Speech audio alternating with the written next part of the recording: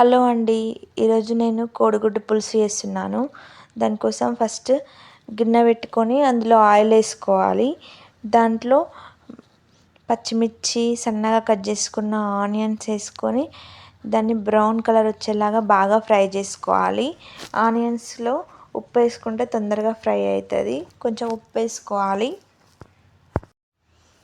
ఈ కోడిగుడ్డు పులుసు కోసం నేను ఫస్టే 5 కోడిగుడ్లను తీసుకొని ఉడికించుకొని పొట్టు తీసుకొని పక్కన పెట్టుకున్నాను.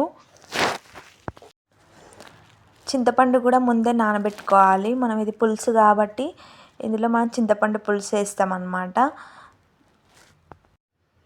కరివేపాకు వేసుకొని బాగా ఫ్రై చేసుకోవాలి. సన్నగా కట్ చేసిన టమాటా కూడా వేసుకొని మగ్గనివ్వాలి. టమాటా మెత్తగా ఉడికే వరకు కొంచెం సేపు మూత పెట్టుకొని ఉడికించుకోవాలి. టమాటా ఉడికినాక దాంట్లోకి మీకు సరిపడా అల్లం వెల్లిగడ్డ పేస్ట్, పసుపు వేసుకొని దాన్ని కూడా బాగా ఫ్రై చేసుకోవాలి. ఈ గుడ్డు పులుసు టేస్ట్ చాలా బాగుంటుంది. సమ్మర్లో ట్రై చేయొచ్చు. మనం కొంచెం గట్టిగా తినడం ఇష్టం ఉండదు కదా, ఇట్లా పులుసులాగా చేసుకుంటే ఈజీగా తినేసేయచ్చు.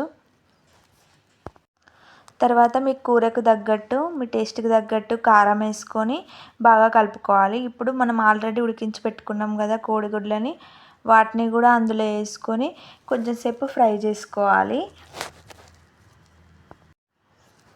మీ టేస్ట్కి తగ్గట్టు ఉప్పు కూడా ఇప్పుడే వేసుకొని బాగా కలుపుకొని కొంచెంసేపు ఉంచుకోవాలి.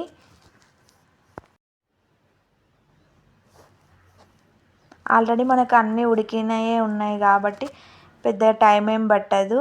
మనం ఇప్పుడే చింతపండు బాగా పిసుక్కొని అందులో ఉన్న వాటర్ని అందులో వేసుకోవాలన్నమాట.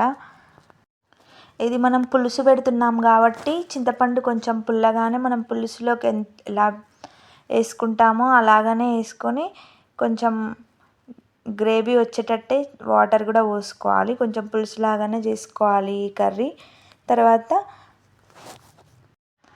ధనియాల పొడి, జీలకర్ర మెంతుల పొడి ఈ రెండు వేసుకొని బాగా మసలనివ్వాలి పులుసుని.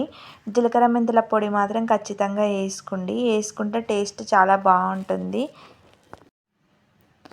అంతే అండి, ఈ కోడిగుడ్డు పులుసు రెడీ. కొంచెం సేపు మసలనిస్తే అంతే, కోడిగుడ్డు పులుసు రెడీ అయిపోతుంది. సింపుల్గా చేసుకోవచ్చు. చాలా బాగుంటుంది. ట్రై చేయండి.